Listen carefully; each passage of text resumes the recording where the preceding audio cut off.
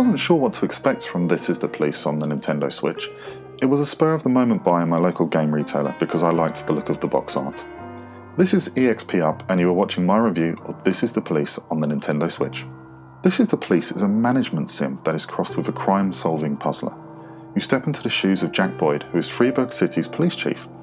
You are tasked with managing the day-to-day running of Freeburg PD, which can be anything from juggling your current shift's officers to go out and try and stop various crimes from happening, to rubbing shoulders with the local mob bosses and taking backhanders from them for various nefarious favours.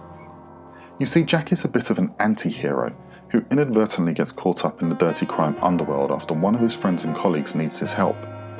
After being given his marching orders in the form of enforced retirement by the city's mayor, Jack has his last 6 months to earn as much money as possible, with the main goal being to get to $500,000.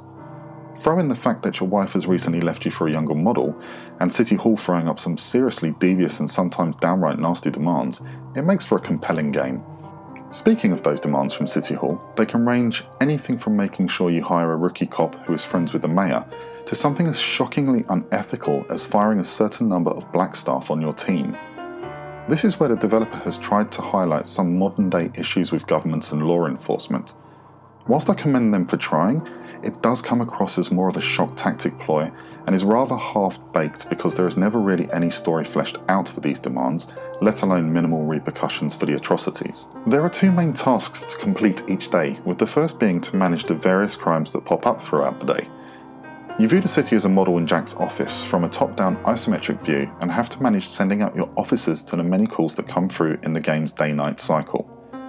These can range from sending out a single officer to chase down a pickpocket, right up to sending out a full SWAT team and officers to contain an armed bank heist that is still in progress. The key is to manage your police force effectively so that you are never left short of manpower if another crime arises. The other task involves your team of detectives who you will allocate to more in-depth crime cases. These take the form of mini-puzzles that you have to solve using a pictured timeline. Your detectives will give you storyboards that you have to put into the correct order based on witness accounts to solve the crime and find out a suspect. You then send the lead detective along with an officer or 2 to go and apprehend the criminal. On top of these 2 main gameplay tasks, you also have to manage the 2 alternating shifts of officers and detectives as well as their own personal demands, such as wanting to take the day off due to a family death. On one occasion I had to fire an officer as they kept turning up to work drunk, such is the diversity of the game.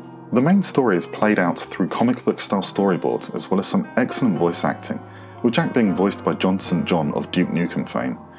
It has been written in a gritty and dark noir style detective story with all the familiar tropes that you would expect from this, with Jack trying to deal with the more ludicrous demands of the mayor to then sitting opposite the city's crime kingpin and striking some less than legal deals. It feels like you are constantly walking a fine line between right and wrong, with the said line often becoming blurred as to which one is which. Sadly, the fairly gripping, if slightly familiar story does not save the game from repetition and monotony. Due to the game's nature, it is only a few hours before you start to notice the exact same crimes and demands from the mayor cropping up again and again. Before long, it feels like you were just going through the motions to get to the next part of the story. This Is the Police has very obviously had a lot of effort poured into it, and it has not shied away from trying to highlight some current social, racial and sexist issues that plague modern day society. For this I applaud it. Unfortunately though, an enticing story with a noir sheen does not save the game from bogging down into repetition. Taking all of this into account, I give This Is the Police 6.5 out of 10. Have you guys played the game? What did you think? Be sure to let me know in the comments section.